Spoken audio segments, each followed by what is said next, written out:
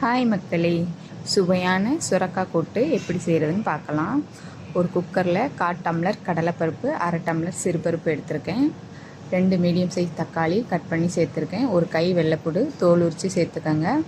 Cooker மூடிட்டு கரெக்டாக முங்குற அளவு மட்டும் தண்ணி ஊற்றிக்கலாம். மீடியம் ஃப்ளேமில் ஒரு விசில் வச்சு எடுத்துக்கோங்க. அப்புறம் இன்னொரு கடாயில் எண்ணெய் ஊற்றி கடுகு உளுந்தம் பருப்பு, பெரிய வெங்காயம், கருவேப்பிலை சேர்த்து வதக்கிக்கலாம்.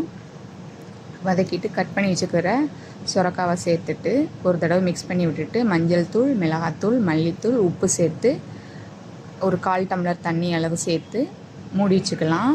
அப்புறம் வெந்ததுக்கப்புறமா மசாலா, தேங்காய், ஜீரகம், மிளகா, வெள்ளைப்பூடு சேர்த்து அரைச்சி சேர்த்துக்கோங்க. நம்ம வேக வச்ச பருப்பு பாருங்கள் சூப்பராக வந்திருக்கு. அதை அதோட சேர்த்துக்கலாம். சேர்த்துட்டு ஒரு 5 நிமிஷம் மட்டும் கொதிக்க வச்சிங்கன்னா சூப்பராக ரெடி ஆயிரும். கொத்தமல்லி இலை தூவி இறக்கிக்கலாம். தேங்க்ஸ் ஃபார் வாட்சிங். பாய்.